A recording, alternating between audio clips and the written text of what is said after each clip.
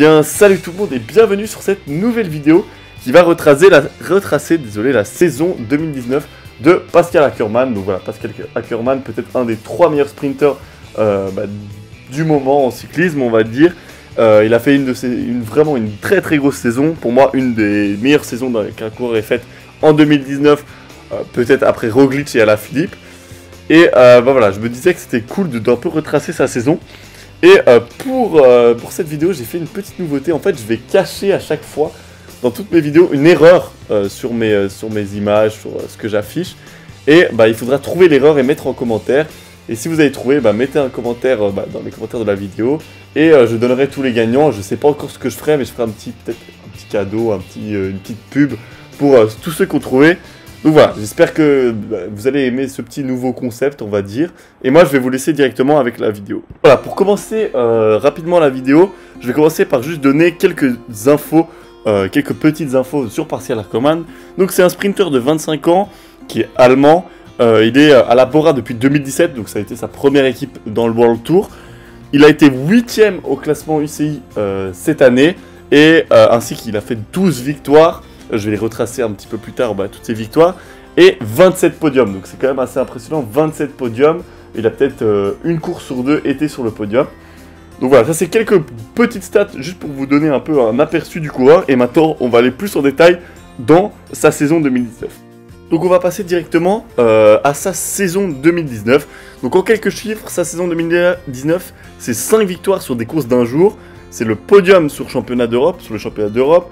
C'est sa meilleure saison de sa vie, évidemment. Et ça fait 2 ans qu'il a engrangé 22 victoires en 2 ans. Donc c'est 11 victoires par année. Ce qui est quand même assez impressionnant. Surtout qu'on sait qu'il est dans une équipe où il y a beaucoup de sprinters. Il y a Sam Bennett, il y a Peter Sagan. Donc il ne peut pas aller sur toutes les grandes courses. Et il y a souvent d'autres sprinters qui peuvent engranger des victoires aussi. Il a fait un énorme Giro où il a remporté 2 victoires et fait 6 podiums. Et remporté le maillot cyclamen de meilleur sprinter. Donc voilà, vraiment une saison très très complète. Donc pour un peu plus retracer sa saison, il a commencé en Espagne dans les courses du début de saison en février exactement, où il a remporté la Clásica de Almería, donc devant Marcel Kittel. Là la concurrence n'était pas incroyable, on va dire. Il y avait plutôt des coureurs invités d'autres équipes, plutôt des coureurs qui sont pas du top mondial en sprint, on va dire, et surtout d'équipes invitées comme la Roompot, Sport Vlaanderen et tout ça. Ensuite, il a enchaîné avec le Tour d'Algarve, où il a fait un podium et il a remporté le classement par points. Donc voilà, c'est un bon résultat, mais quand on voit sa saison, c'est pas non plus quelque chose d'incroyable. Il a été battu par notamment Fabio Jakobsen et Arnaud Démare. Donc voilà, au début de saison, il n'était pas si bien, on va dire. Mais bon, c'est le début de saison, on peut pas du tout juger. Ensuite, il est parti sur les classiques belges, et là, il a eu beaucoup plus de succès, parce qu'il a d'abord fini 2ème du Nokere course, donc une course en Belgique, derrière Chase Ball et devant Jasper Philipsen. Donc voilà. Ensuite, il a gagné la Coxside Classic, donc c'est la première classique qu'il a gagnée devant Odeg, Odje, Alvorsen, Dupont, Consoni, Bouda, donc quand même des bons coureurs, mais voilà, pas le top mondial encore une fois du sprint. Et la grosse victoire qu'il a eue, c'est sur l'Eschborn Francfort. Donc là, il a battu Degenkolb, Christophe, Hofstetter et d'autres encore. Et donc là, c'est quand même une belle victoire sur une course d'un jour, encore une fois, devant des gros sprinters comme Christophe, par exemple. Et donc il s'est vraiment affirmé comme un des meilleurs sprinters du monde. On savait depuis la saison passée qu'il avait quand même beaucoup de talent dans le sprint et qu'il était très très bon sprinter. Mais là, cette année, voilà, il a vraiment confirmé quand il est arrivé au Giro d'Italia. Donc c'est la prochaine course après toutes ces courses d'un jour en Belgique, où là, il a remporté 2 victoires, il a fait 6 podiums, remporté le maillot de meilleur sprinter.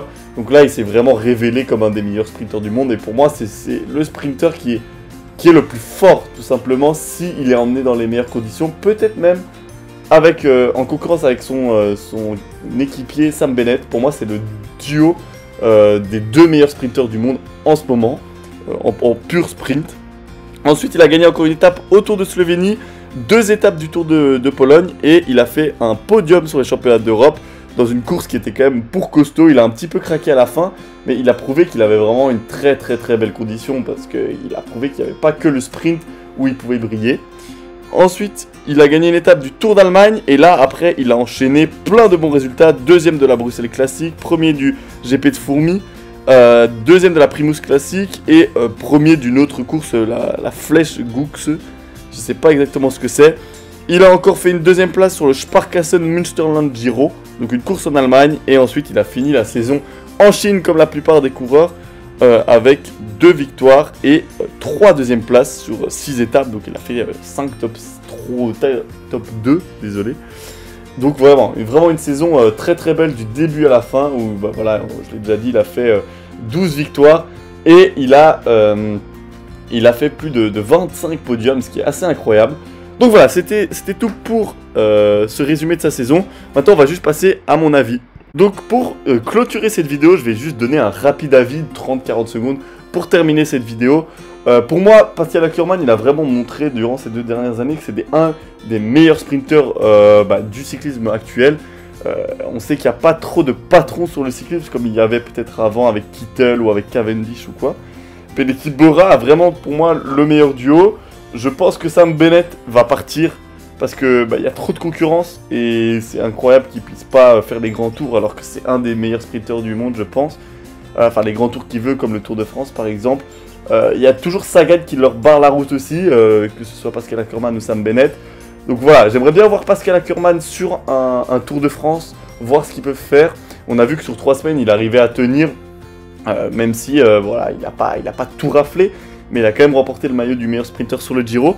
Donc voilà, pour moi c'est un coureur qui va falloir surveiller en 2020 aussi. Je pense qu'il va vraiment monter encore en puissance et s'affirmer peut-être contre Sam Bennett comme le meilleur sprinter de la planète. Mais tout ça il faudra voir en 2020. Donc voilà, ça c'était mon avis sur Pascal Ackermann. J'ai pas envie de faire une vidéo trop longue où je vais pas m'étendre sur voilà, des minutes pour donner ce que je pense, pour dire ce que je pense. Mais voilà, j'espère que vous avez aimé de la vidéo. Encore une fois, n'hésitez pas à mettre en commentaire si vous avez trouvé la faute que j'ai fait exprès évidemment dans la vidéo. Donnez-moi aussi des idées d'autres vidéos que je pourrais faire. Je pense que je vais faire peut-être parler des 5 transferts les plus gros transferts ou les transferts que j'attends le plus en 2020. Mais voilà, si vous avez d'autres idées de vidéos, ce serait super sympa de les mettre en commentaire. Dites aussi si la longueur de la vidéo vous convient ou si c'est encore un peu trop long. Parce que 7 minutes, voilà, pour moi je trouve que ça va. Après, dites-moi si vous préférez encore plus court.